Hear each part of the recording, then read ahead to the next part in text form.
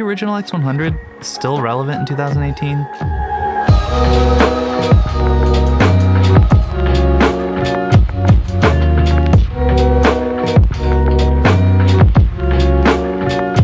So back when the original X100 came out, I had a 5D Mark II.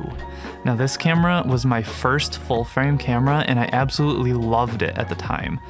It was like a religious experience going to full frame for the first time. I just really liked getting that full frame field of view that you get with a 50mm lens. That was absolutely fantastic for me for the first time. But when the original X100 came into my hands, I pretty much stopped using my 5D completely.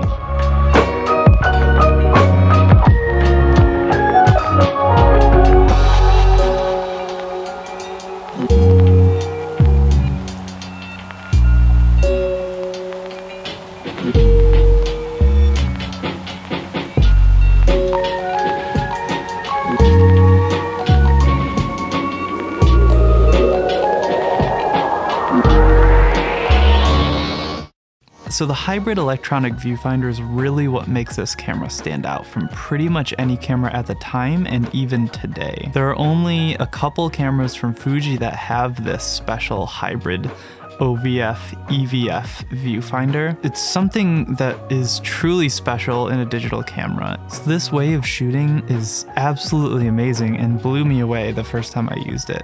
It was so much fun. It reminded me of using a film camera so much, more than any other digital camera that I'd ever used before.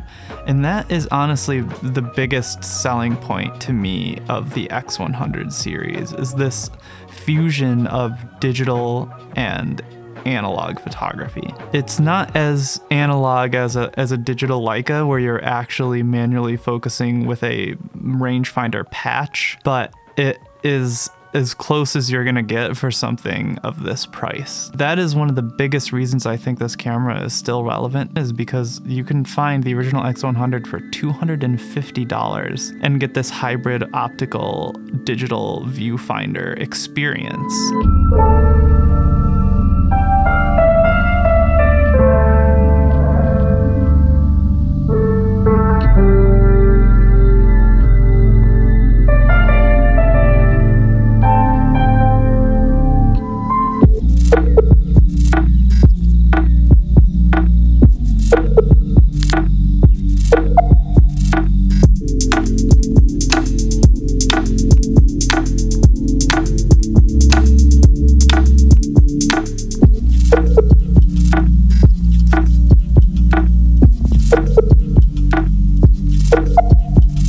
This camera forces you to slow down a little bit, not as a design choice, as kind of a side effect to the fact that the camera is kind of sluggish. Those detriments, slowing you down, and the optical viewfinder gives you a more methodical, slow film experience with this camera, which at the time I thought was fantastic because I was coming from that 5D, and that 5D for the time was super fast, responsive, professional camera, but then I would go and I would just love using the X100 because it slowed me down a little bit and it felt more like I was using a film camera. And I felt way more creative using this camera just because it was interesting and fun to use, and I wanted to bring it with me everywhere. It was so light that I didn't even notice it was on my shoulder, and it would just be with me at all times, something that couldn't be said about the 5D. And the image quality even today is still fantastic. This camera was great at image quality when it came out, and even now, like, it's still a fantastic performer. Yes, it's not going to be as good as the X100F or even its predecessors, the S and the T, but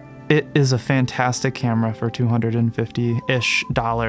It's a 12 megapixel sensor. The ISO tops out at 6400, but I usually only shot it up to 3200, which was totally fine, and I shoot a lot of film, so I look at it as film speeds, and you're never really shooting over 3200 on film.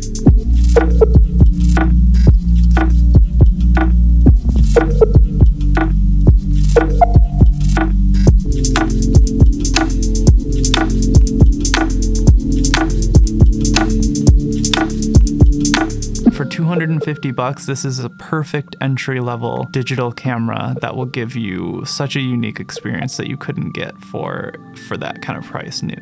It's just a great camera for maybe like a photography student starting out that needs a digital camera that kind of really wants to take photography more seriously. That's kind of who I would recommend this camera to. If you're just starting out in photography, you're taking a college course and you want that higher quality camera, but you don't want to spend a lot of money, I think the X100 would suit you perfectly. And it would really get you thinking more creatively with that fixed 23mm lens that's absolutely fantastic. And I think that it will help you step up your photography game by inspiring you to get out and shoot more, which is really the point of it all. If you like this video, hit that like button and subscribe if you want to see more stuff like this in the future, because it'll be coming. Keep an eye out. Thanks.